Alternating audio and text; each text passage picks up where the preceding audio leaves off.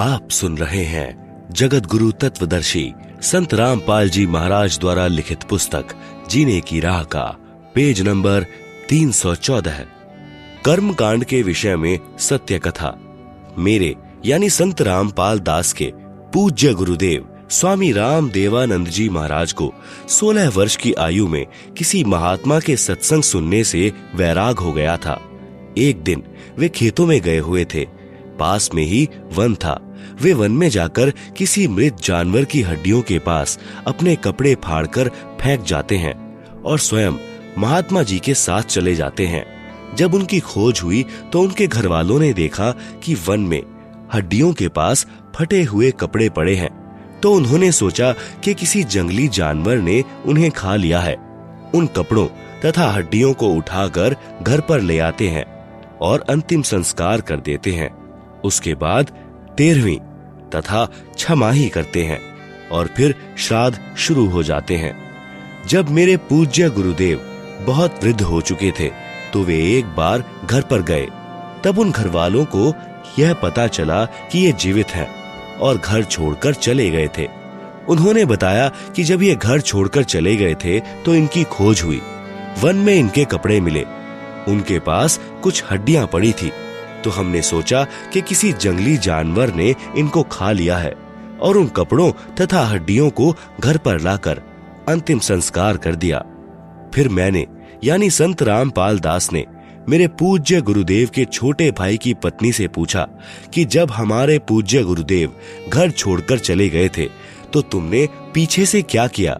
उसने बताया कि जब मैं ब्याही आई थी तो उस समय मुझे इनके श्राद्ध निकलते मिले थे। मैं अपने हाथों से इनके लगभग 70 श्राद्ध निकाल चुकी हूँ। उसने बताया कि जब घर में कोई नुकसान हो जाता था, जैसे कि भैंस का दूध न देना, धन में खराबी आ जाना, कोई और नुकसान हो जाना आदि, तो हम सियानों के पास बूझा पड़वाने के लिए जाते थे। तो वे कहते थे कि तुम्हारे घर में कोई निसंतान यानी अनमैरिड मरा हुआ है, तुम्हारे को वह दुखी कर रहा है। फिर हम उसके कपड़े आदि देते हैं।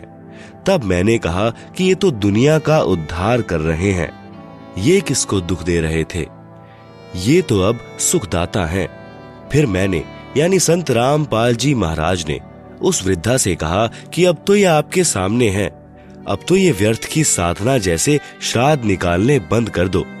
तब उसने कहा कि यह तो पुरानी रिवाज है, यह कैसे छोड़ दूं। अर्थात हम अपनी पुरानी रिवाजों में इतने लीन हो चुके हैं कि प्रत्यक्ष प्रमाण होने पर कि वह गलत कर रहे हैं छोड़ नहीं सकते।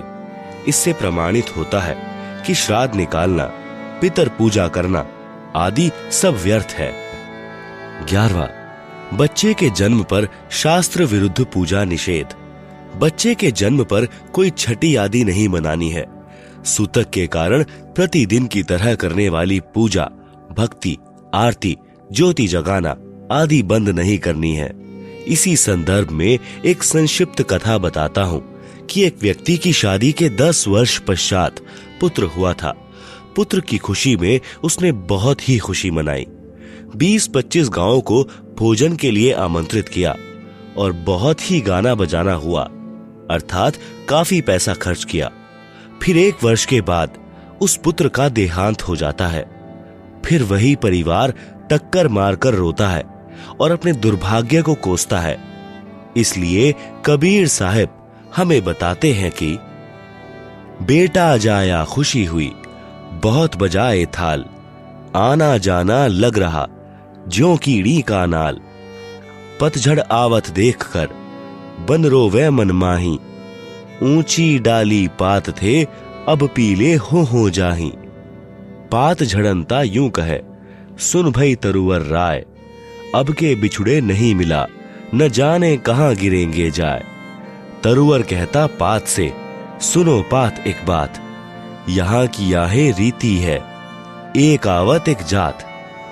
12वां, देई धाम पर बाल उतरवाने जाना निषेध। बच्चे के किसी देई धाम पर बाल उतरवाने नहीं जाना है। जब देखो बाल बड़े हो गए, कटवा कर फेंक दो। एक मंदिर में देखा कि श्रद्धालु भक्त अपने लड़के या लड़कियों के बाल उतरवाने आए। वहां पर उपस्थित नाई ने बाहर के रेट से 3 गुना पैसे लिए और एक कैंची भर बाल काट कर माता पिता को दे दिए। उन्होंने श्रद्धा से मंदिर में चढ़ाए। पुजारी ने एक थैले में डाल दिए। रात्रि को उठाकर दूर एकांत स्थान पर फेंक दिए। यह केवल नाटकबाजी है। क्यों न पहले की तरह स्वाभाविक तरीके से बाल उतरवाते रहें तथा बाहर डाल दें। परमात्मा नाम से प्रसन्न होता है, पाखंड से नहीं। 13वां, नाम जाप से सुख। नाम यानी उपदेश को केवल दुख निवारण की दृष्टिकोण से नहीं लेना चाहिए, बल्कि आत्म कल्याण के लिए लेना चाहिए। फिर सुमिरन से सर्व सुख अपने आप आ जाते हैं। कबीर साहब कहते हैं, सुमिरन से सुख होत है, सुमिरन से दुख जाए।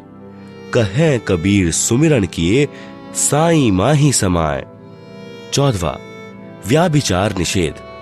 पराई स्त्री को माँ, बेटी, बहन की दृष्टि से देखना चाहिए। व्याभिचार महापाप है। जैसे गरीबदास जी कहते हैं, पर द्वारा स्त्री का खोले, 70 जन्म अंधा हो डोले। सुरापान मदमासाहारी, गवन करें भोगे पर नारी। 70 जन्म कटत हैं शीशम, साक्षी साहिब है जगदीशम। पर नारी ना परसियों, मानो वचन हमार। भवन चतुर्दशता सिर, त्रिलोकी का भार। पर नारी ना परसियों, सुनो शब्द सल्तंत। धर्मराय के खंभ से अर्धमुखी लटकंत। 15वां, निंदा सुनना व करना निषेध। अपने गुरु की निंदा भूल कर भी न करें और न ही सुने। सुनने से अभिप्राय है, यदि कोई आपके गुरुजी के बारे में मिथ्या बातें करे तो आपने लड़ना नहीं है, बल्कि यह समझना चाहिए कि यह बिना विचारे बोल रहा है, अर्थात झूठ कह रहा है। गुरु की निंदा सुने जो काना, ताको निश्चय नरक निदाना। अपने मुख निंदा जो करहीं, शुकर श्वान गर्भ में परहीं। निंदा तो किसी की भी नहीं करनी है और न ही सुननी है, चाहे वह आम व्यक्ति ही क्यों न हो। कबीर साहब कहते हैं कि तिनका कबहु न निंदिए, जो पांव तले हो। कबहु उठ आखिन पड़े, पीर घनेरी हो। आप सुन रहे हैं जगत गुरु तत्वदर्शी संत रामपाल जी महाराज द्वारा लिखित पुस्तक जीने की राह।